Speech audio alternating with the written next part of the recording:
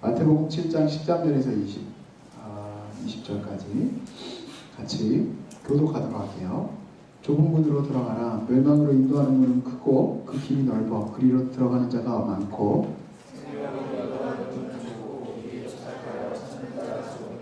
거짓 선지자들을 삼가라. 양의 옷을 입고 너희에게 나오나 속에는 노략질 않은 일이라.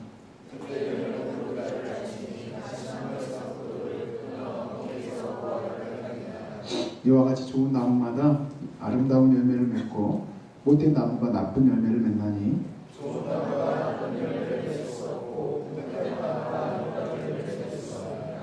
아름다운 열매를 맺지 아니하는 나무마다 직접 불에 던져지느니라. 이러므로 그들의 열매로 그들을 알아라.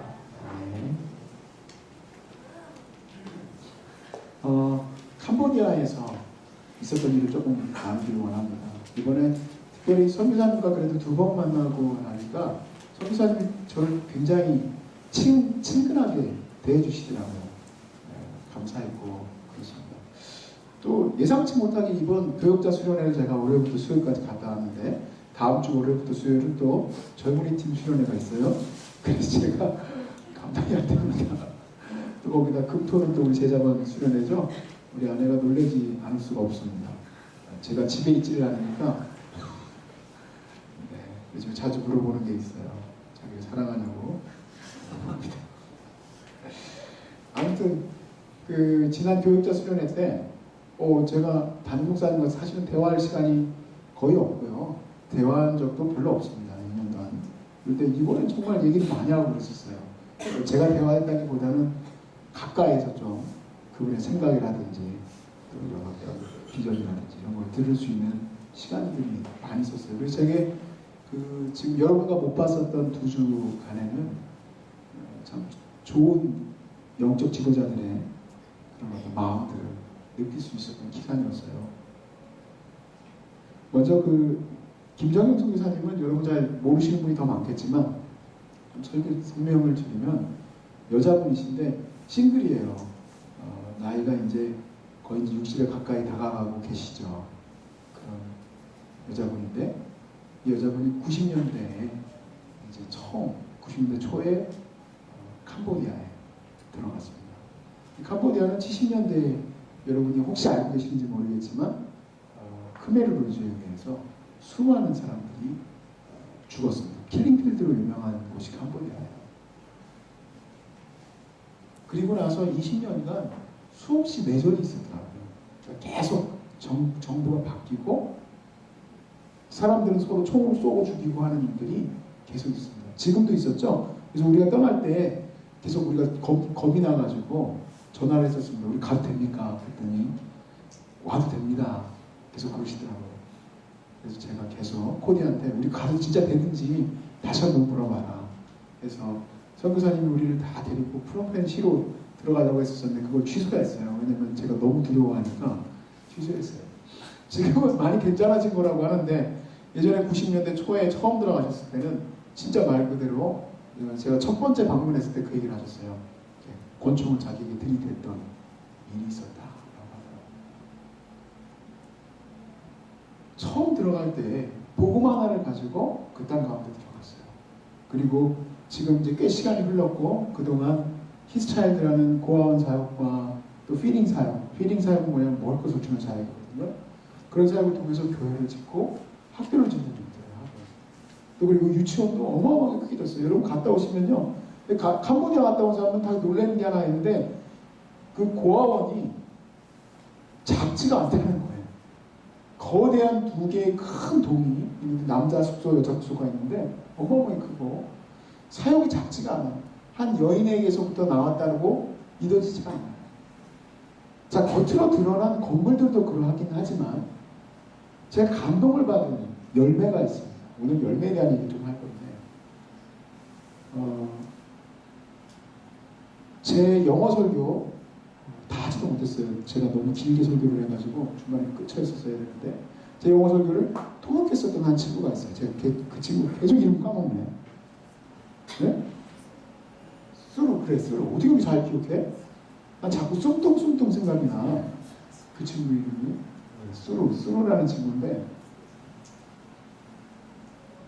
이 친구가 16년 정도 됐더라고요. 김정현 선교사님과 함께 자라오는 기간. 그러니까 고아 때 이제 막 요만한 아주 어린아이였을 때 고아원에 들어왔다가 지금은 그 마을마다 돌아다니면서 아이들을 케어하고 돌보는 일을 하고요. 이 친구가 경영대학교를 나왔습니다.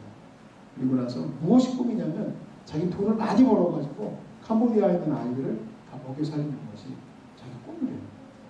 또한 자매가 있는데 이 자매는 제가 도저히 이름을 외울 수가 없어서 캄보디아 아이들 이름을 못 외우겠어요. 도저히 발음도 듣기가 어렵고 제가 믿음이라고 이름을 지어줬어요. 너는 그냥 믿음이라 해라. 도저히 내가 외울 수가 없다. 자기는 이제 믿음. 자기가 까먹고 이래. 내 이름이 뭐냐? 너 이름 믿음이야. 그러면 믿음 부르고. 그 자매는 13년이 됐어요. 13년이 된 자매인데 둘 다 영어를 잘해요. 그래서 제가 대화를 할 수 있었어요. 제가 잘하는 건 아닙니다, 여러분. 오해는 하지 마시고. 그 친구들하고 영어를 대화할 수 있었어요. 깊은 대화가 많이 있었어요. 근데 둘 다 똑같이 하는 얘기가 하나씩 있어요. 뭐냐면 저 여자분을 김정현 선교사님을 만나지 않았다면 자기의 존재는 없었을 것입니다. 제가 우리 한수 형제가 이렇게 예쁘게 앉아있어요. 오늘 나타냈는데 2013년도에 저하고 제자훈련을 받았던 친구예요. 지금 2013년도 하반기에 저하고 제자훈련 받았던 친구들 중에 여기 남아있는 친구들이 얼마나 있을까? 2012년도에 저하고 훈련 받았던 친구들 중에 오늘 이 자리에서 기도하면 달려가고 있는 친구들이 몇 명이나 있을까? 참 걱정이 되기는 합니다. 그렇지만 바쁘다 보니까 쉴 수도 있다고 생각을 해요. 왜냐하면 제자훈련 할 때는 같이 기도를 할 수 있도록 이 시간이 맨데토리거든요. 맨데토리가 뭔지 아세요? 강제적으로 와 있어야 합니다. 그러다 보니 훈련 받으면서 나는 기도 뭐 바빠요. 쉬어야 돼요. 이 시간에 갤러리가 뒤에 가야 돼요. 이런 생각 갖고 있던 친구들이 조금씩 남아있는 알곡들이 있는데 그래도 있어서 너무 감사해요. 이번에 인도 갔다 왔던 한 친구가 저한테 훈련받았던 걸 감사하다고 몇 번을 얘기를 하는데 내가 진짜 그때 힘이 났어요. 제가 그런 생각을 했어요. 15년 동안 나하고 함께 했던 사람이 1년, 2년 지나고 목사님 난 너무 실망했어요. 목사님한테 난 목사님 같은 사람한테 난 너무 상처를 받았어요. 그럴까봐 난 걱정이 되는데 15년이 지나고 나서 그런 친구들이 내 존재가 있을 수 없었을 겁니다. 목사님의 그 삶을 통하여 내 삶이 있을 수가 없었을 겁니다. 하는 고백을 내가 과연 몇 명에게 들을 수 있을까? 라는 생각을 조용히 했어요. 여러분 어떤 사람들을 만났을 때 여러분들이 지금 직장생활도 하고 그쵸? 그곳에는 많은 사람을 만나요. 평균적으로 제가 제자훈련할 때 꼭 처음에 가르치는 것 중에 하나가 오이코스. 자기의 함께 만나는 사람이 몇 명인지를 조사를 시켜요. 가족들과 함께 만나요. 교회의 동료들과 함께 만나는데 자기의 삶에서 열매가 맺혀지고 있는가? 그 심각한 질문을 한번 던지고 시작합시다. 왜냐하면 안 맺히거든요. 여러분과 대화하지 않았지만 우리는 안 맺혀요. 우리는 기대합니다. 교회라는 공동체에서도 뭔가 그런 열매가 맺히길 바라고 뭔가 내 가족 가운데서도 훈련받고 또 삶의 가운데서 나가고 있으니까 당연히 가족 가운데도 그런 열매가 맺히길 바라고 직장에서도 그런 열매가 맺히길 바라는데 잘 안 맺혀져요.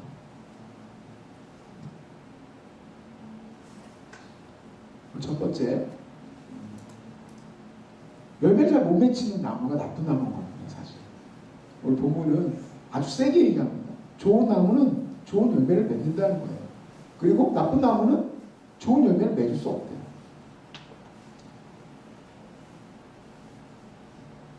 (15절을) 한번 보십시오. 이 나쁜 나무는 그러니까 예수님이 말씀하시는 나쁜 나무 그냥 직접적으로 다이렉트로 얘기하는 이 나쁜 나무는 뭐냐? 거짓 선지자다는 얘기예요. 우리 나 자신 막 이렇게 지금 막 벌써 위축될 거 없어요.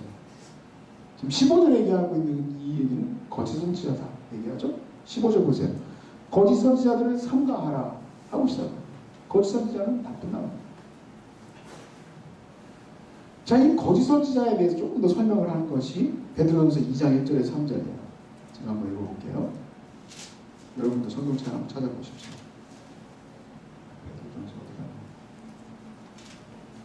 베드로전서 2장 1절로부터 3절.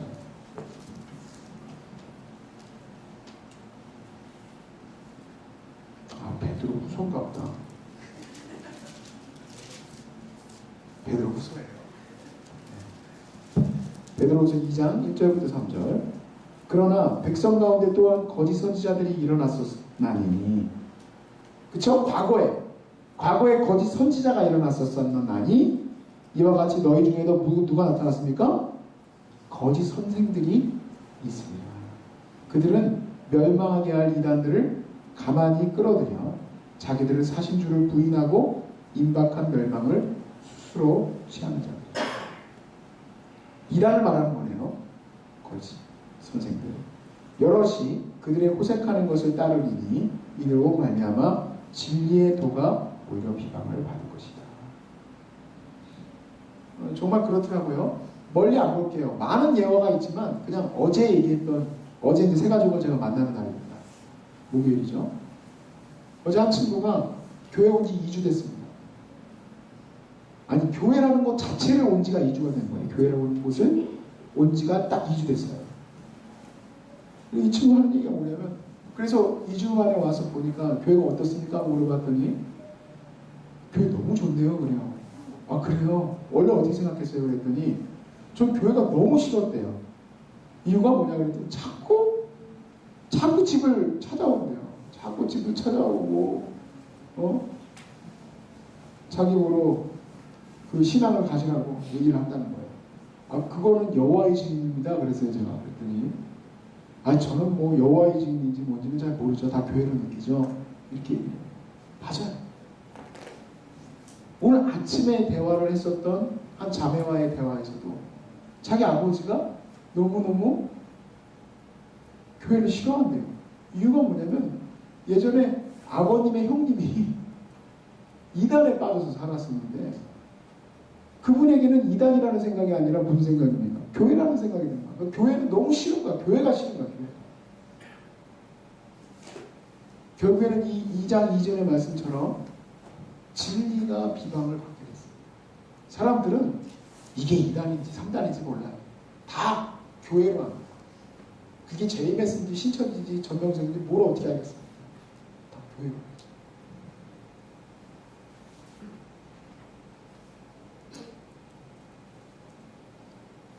결국에는 제가 오늘 아침에 이 말씀을 사실은 한 주 동안 묵상했던 말씀이죠. 제가 묵상하는 동안 그거를 가끔 생각을 했어요. 제가 혼자 목욕탕에 앉아있을 때 그런 생각을 했어요. 아, 진짜 신천지 앞에 가서 딴 거 볼 거 없다. 이 말씀 하나 딱 갖고 가지고, 오늘 본문이죠. 오늘 본문 갖고 가가지고, 그 나무를 보고, 그 열매를 보고 그 나무를 안다고 했는데 좀 그 열매를 보십시오.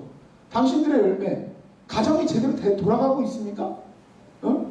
당신들의 열매, 직장이 제대로 돌아가고 있습니까? 하고 싶은데 못하겠어.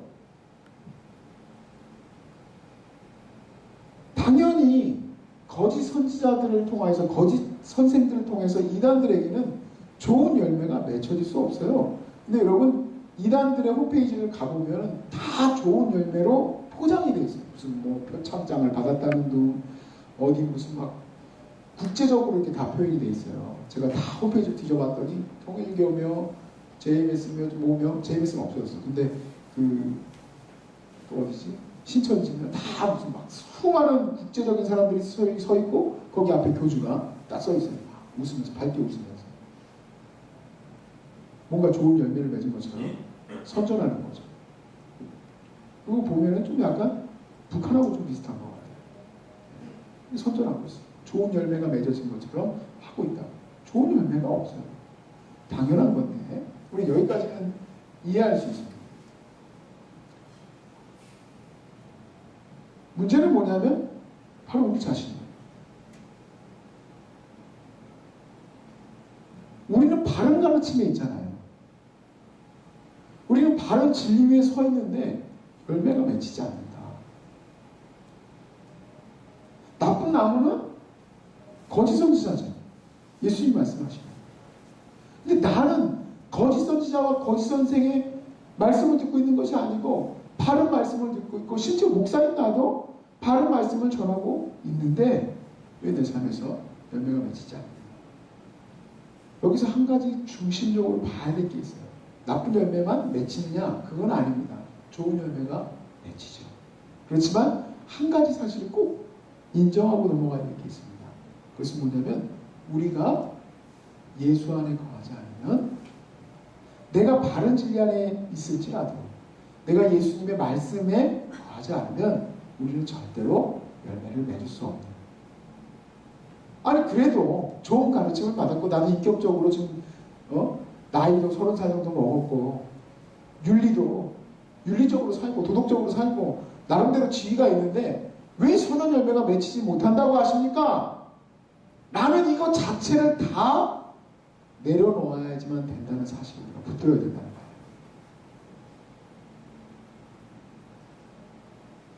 요한복음 15장 4절에서 5절을 한번 보시면 그 말씀이 써 있습니다. 요한복음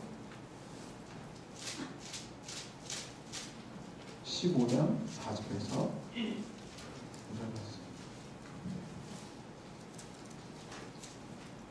같이 읽을까요? 시작. 내 안에 거하라 나도 너희 안에 거하리라. 가지가 포도나무에 붙어있지 아니하면 스스로 열매를 맺을 수 없음 같이 너희도 내 안에 있지 아니하면 그러하리라. 나는 포도나무요 너희는 가지라. 그가 내 안에 내가 그 안에 거하면 사람이 열매를 많이 맺나니 나를 떠나서는 너희가 아무것도 할 수 없으리라. 자, 그럼 좋은 나무는 무엇이냐?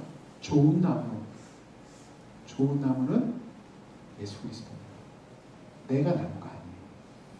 나는 가지예요. 그렇기 때문에 그분 안에 붙어있지 않으면 우리는 절대로 좋은 열매를 맺을 수 없다는 사실입니다. 우리 두 번째 주제로 넘어갑시다.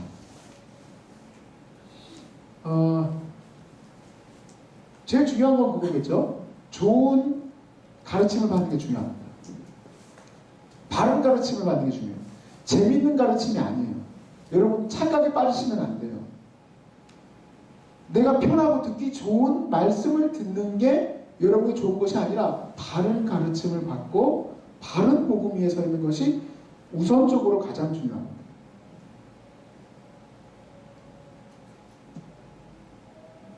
자, 우리는 삶 속에서 여러 가지 나무를 심습니다.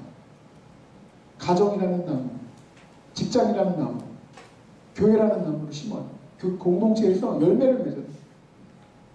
그 열매를 기대합니다. 예수님께서 아마 지금 21세기에 온 교회를 돌아다니며 유럽 교회에서 하나님의 선한 열매를 거두시려고 찾아갔다가 아이고 실망하시고 도대체 여기 교회에는 아무 내가 선한 것을 찾을 수가 없구나. 그리고 미국 교회를 찾아가는데 뭐 현란하고 휘황차고 대단한 찬양대와 스크린도 멋있고 찾아보시는데 찾을 수가 없다면 찾을 수 있습니다, 여러분. 찾을 수 있는데 제가 그냥 그렇게 얘기하는 거예요. 찾을 수 없다면 혹시 새로운 교회 청년 2부를 찾아오셨을 때 그 열매를 거둘 수 있겠느냐? 교회에 대해서 사람들 가운데 이 세상 사람들, 대한민국 사람들, 모든 사람들이 가족에서 열매를 거둘 수 없는데 여러분에게서 그 열매를 거둘 수 있겠느냐? 기대할 수 있겠느냐?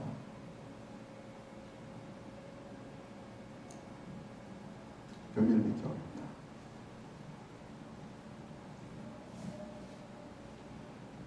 월터 마샬이 이렇게 얘기를 해요. 월터 마샬은 성화의 심리라는 책을 쓰시고 있는데 제가 읽어드리겠습니다. 248페이지 정도에 율법의 성취요 성화의 주된 열매인 사랑이. 자, 율법의 성취요 성화의 주된 열매가 뭡니까? 사랑이에요. 세상의 성공이 아닙니다. 우리가 이 열매를 착각하시면 안 돼요. 아, 이건 실험이 잘 돼야 되는 열매를 맺게 하옵소서. 30배, 60배, 100배의 열매를 맺으면 그럼 도대체 그 실험은 어떤 열매야? 노벨상이야? 그럼 다? 응? 여기서 열매는 사랑 열매. 하나님의 선한 열매.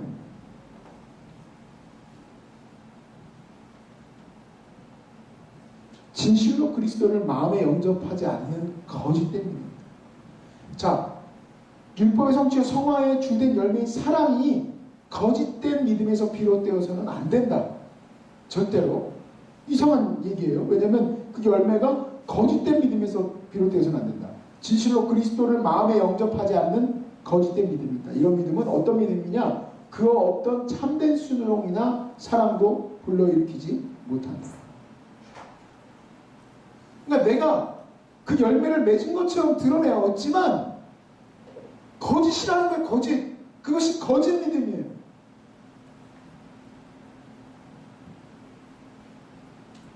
그게 바로 이단들이 보여주려고 하는 거짓된 모습이고, 혹시 우리 청년 이후에 있는 저와 여러분들 가운데 거짓된 사랑의 열매를 맺으려고 한다면 이것도 또한 거짓 믿음이라는 얘기죠.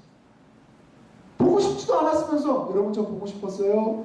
여러분 저한테 그래요. 네, 보고 싶었어요. 보고 싶지도 않았으면서, 나는 저 목사 보고 싶지도 않아. 난 저 청년 보고 싶지도 않아 했으면서 거짓 가면을 쓰고 가가지고, 아유 그래 반가워라, 너 반가워 할 수 있습니까? 한단 말이지. 그렇게 하고. 그게 바로 뭐예요? 거짓 믿음이에요. 거짓. 월터 마샬은 복음지를 믿는 첫째 되는 바른 믿음에 대해서 이렇게 얘기해요. 그럼 어떻게 하면 바른 믿음을 가질 수 있냐? 10가지를 얘기합니다. 그 책에서 248페이지부터 쭉 얘기를 하는데, 첫째, 그리스도 밖에 있는 자신은 악한 존재라는 것을 믿어야 한다. 제일 중요합니다. 인정하기 어렵고 괴롭겠지만 이것은 사실이다. 와, 저는 여기에다가 별표를 100개를 쳐놨어요. 100개를.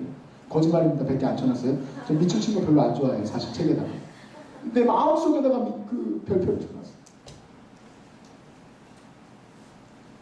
자신의 마음은 만물보다 거짓되고 심히 부패한 것임을 기꺼이 믿으라. 예레미야서 17장 9절이죠. 사람의 마음이 부패했다. 이 사실을 깨달을 때 우리는 참된 겸손과 자기 절망에 이르게 됩니다. 비로소 그리스도 안에 있는 구원을 간절히 찾게 된다. 간절히 찾게 되는 그 출발점이 어디냐? 너 거짓말하고 있다는 사실을 하나님 앞에서 밝히라는 얘기예요. 네 마음이 얼마나 추잡하고 더러운지를 하나님 앞에서 드러내라는 얘기예요. 그래야지만 하나님 앞에 나가죠. 저는 오늘 예배를 하는데요, 하나님 앞에 설 수 없는 내 자신을 2주 내내 캄보디아에서 내내 생각했었던 내 자신의 모습, 거짓되고 부패한 나의 마음, 그것과 끊임없이 싸우라 했어요. 싫어하는 마음, 지배하려고 하는 마음, 매니플레이트 하려고 하는 마음, 내가 더 높아지고 싶어하는 마음, 갔다 와서는 계속 내 안에서 요동하는 나의 그 마음과 싸우려고 하니까 내가 사람과 대화를 할 수가 없어요. 대화를. 미치겠어. 차라리 모르던 게 나아. 안 봤으면 내 그때 그 마음을 모르고 난 그냥 난 좋은 목사야. 난 누구든지 제자훈련 시킬 때 난 잘할 수 있어.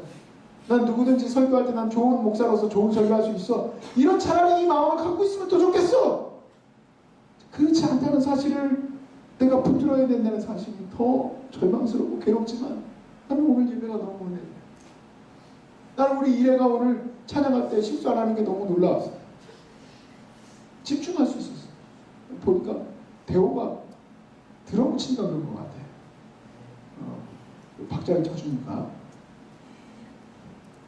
대호가 좋아하고 있어야죠. 261페이지 이렇게 써요. 죄사함의 은총을 바라고 그리스도께 나아가야 할 뿐 아니라 새롭고 거룩한 마음과 삶을 위해서도 그리스도께 나아가야 합니다. 거룩한 마음과 삶을 위해서 그리스도를 믿는 모든 자는 용서를 받는다. 그리스도를 믿는 자는 모든 용서를 받는다. 아멘이십니까? 모든 용서를 받는다. 저는 그 생각해요. 여러분에게 예수님 필요합니까? 살면서? 많이 안 필요해. 주로 필요할 때가 언제냐? 주님! 좋은 남자친구 만나게 해주세요. 좋은 직장 가게 해주세요. 공을 패스하게 해주세요. 그거 기도할 때 아니에요. 아니야. 나는 주님 없이는 못 살겠다라는 생각을, 지금 방금 이 부분을 읽어드린 이 사실을 깨닫게 될 때 우리는 주님 앞에 무릎을 꿇을 수밖에 없게 되는 거예요.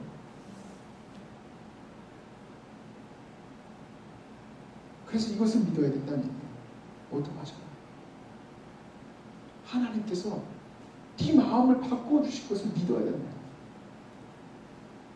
저와 여러분의 이 더럽고 추악한 마음을 바꿔 주실 것을 믿으시기 바랍니다. 바꿔 주실 거예요. 회복시켜 주실 거예요. 내 막 높아지고자 하는 마음, 나를 왜 인정해 주지 않는 거야? 나 이성인인데 왜 나를 인정해 주지 않는 거야? 하는 내 마음을 하나님 반드시 바꿔 주실 거야. 오늘 이 밤에 나는 그걸 기대해. 나는 오늘 이 밤에 빨리 기도하고 싶어. 설교 그만하고. 그래서 내 마음을 다 바꿔주셨으면 좋겠어요. 진짜.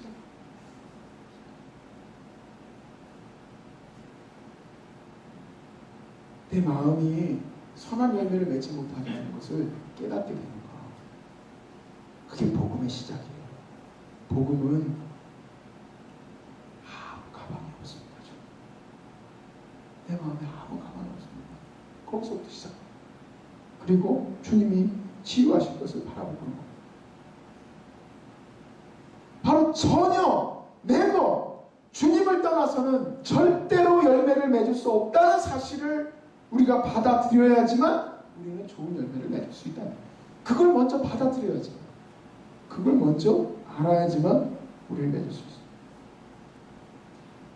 레리 크랩의 책에 저는 희망을 찾습니다. 이렇게 써 있어요.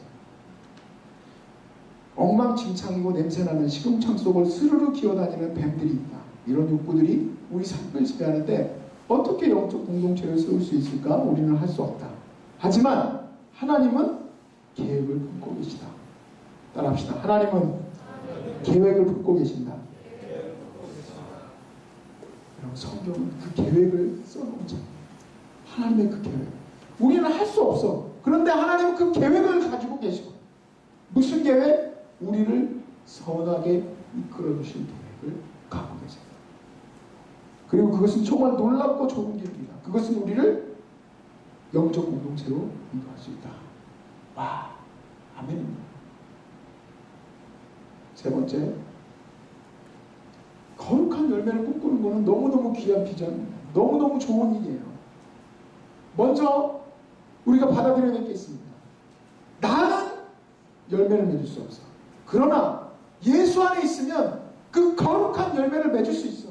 내 추잡하고 더러운 내 모습을 감추어놨던 거, 내가 몰랐던 거를 이제는 드러내고 하나님께서 고쳐주시기를 기대하고 열망하고, 주여 내 마음을 드리오니 새로운 심령을 부어 주옵소서. 새 심령을 부어 주옵소서. 오늘 이 밤에 여러분 마음을 다 보게 해주시면 좋겠어요. 여러분이 오늘 왜 힘들었는지 다 보겠으면 좋겠어요. 왜 이번 주에 그렇게 미치도록 죄악의 열매들이 맺혀졌는지 하나님 다 보겠으면 좋겠어요. 우리가 왜 죄를 향해서 달려가는지 다 보겠으면 좋겠어요. 그래서 기대하는 거예요. 하나님의 위대한 일을 기대하는 거예요. 그것을 여러분이 바라봤으면 좋겠습니다.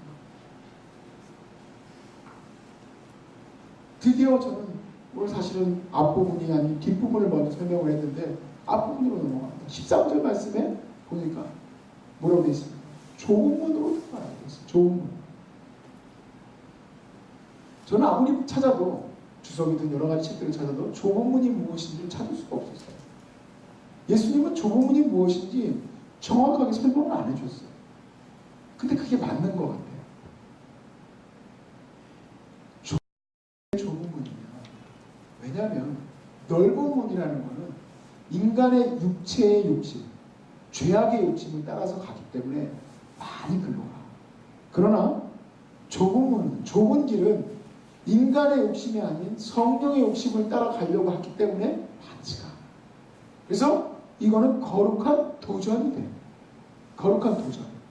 육체 욕심은 편안하고 두렵지 아니하고 많은 사람들이 안정을 취하려고 하는 것으로 가려고 합니다. 많은 얘기를 하고 싶지만 거기에 대해서는 더 많이 하잖아요. 그래서 그 거룩한 도전이 바로 우리의 미래의 모습이 되어야 됩니다. 우리가 미래를 바라볼 때, 저와 여러분이 미래를 바라볼 때, 지금 21세기에 여러분과 저는 미래를 책임질 교회의 주역이에요. 전 두려워요. 왜냐하면 여러분들이 매주 나오는 이 귀찬 밤이나 제가 이제 힘쓴 건 기찬마음이거든요. 여러분 그거 알고 계십니까? 기찬마음은 엄청 힘써요. 이 기찬마음에 힘쓰고 있는 이 일들에 여러분은 지금 나와서 기도를 하고 있는데 여기서 인생의 변화가 그렇구나 하는 것이 없다면 저는 미래 교회에 대해서 무엇을 했냐는 얘기예요. 그리고 하나님이 나한테 기회를 주셨는데 대전 충남 지역에 제일 많은 청년들이 모이는 교회 아닙니까? 그렇게 청년들 다 모아줬더니 하고 있는 게 네가 뭐냐? 걱정이 될 거예요. 그래서 우리가 바라봐야 될 게 뭐냐면 과연 우리 기성세대, 내가 기성세대의 교회를 비판하는 게 아닙니다. 우리가 봐야 될 게 뭐냐? 열매가 맺히고 있느냐 없느냐를 봐야 돼요. 이해가 가십니까? 즉 그게 입만 무성한 건지 아니면 열매가 실제로 맺히고 있는지 봐야 돼요. 그래서 우리는 우리의 미래의 비전이 크게 돼야 돼요. 저는 우리 아버님이 목사이기 때문에 참 많은 생각을 하게 돼요. 목사라서 결혼 생활이 바른 게 아니더라고. 목사라서 정말 경건 생활과 모든 것 안에서 하나님 앞에서 바로 세워진 게 아니더라고. 여러분이 고민해봐야 할 게 뭐냐? 권사님이고 집사님이고 교회에서 10년이고 20년이고 교회에서 새벽마다 기도하고 뭐하고 했는데 그분의 삶에 열매가 없어. 그러면 교회만 열심히 다닌다고 열매가 맺히는 게 아니라면 고민해봐야 돼. 왜 열매가 안 맺히는 거야?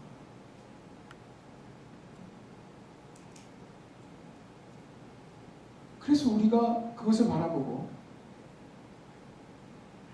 우리가 거짓된 믿음을 갖고 있다면 바로 세우려고 노력해요.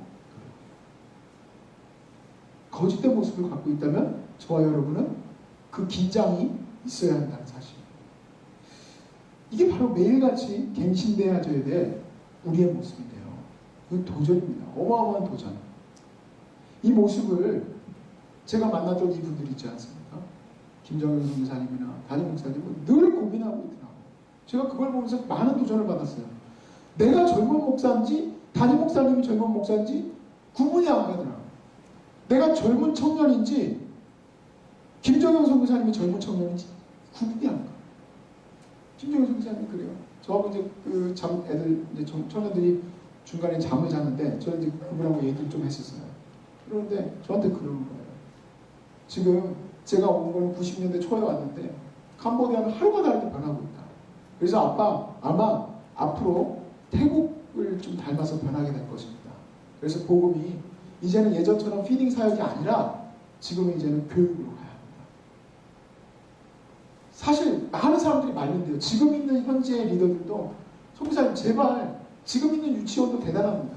지금 있는 고아원도 대단합니다. 지금 있는 이 현재 사역도 대단한데 왜 돈도 없으면서 50억이나 되는 그 학교 사역을 하려고 합니까?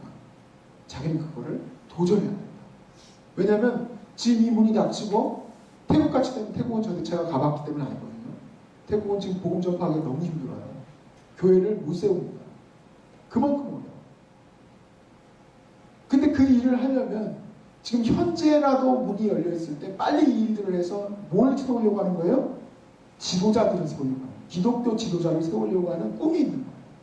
하나님의 좁은 길을 가는 거예요. 그러니까 우리가 조공문이라고 하는 것은 뭐냐면 인간의 마음으로는 안주하려고 하는데 하나님의 성령이 그걸로 달려가게 하는 거예요. 좋은 열매를 맺도록 하나님께서 이끌어 가시는 거예요. 담임 목사님 그래요. 우리 교회가 크다고 안주하면 이 교회의 가장 큰 적은 누구냐? 나다예요. 나다. 담임 목사님. 그래서 우리가 어떻게 되느냐? 나부터 갱신해야 되고 우리 교회는 지금 내적인 갱신이 필요하다. 이 얘기를 역설하시는데 저희는 전율이 돋았어요.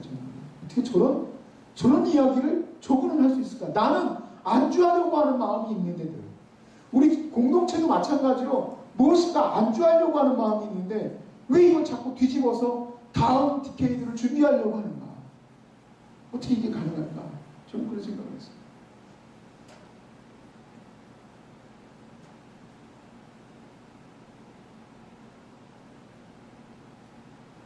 우리가 많은 도전을 받습니다. 살면서. 그런데 이런 도전들 가운데 우리가 하나님 앞에 나아가죠. 그리고 그 좁은 문, 그 좁은 길. 많은 사람들은 육체의 욕심으로 인하여, 육체의 욕심이라는 것은 그 욕구를 말해요.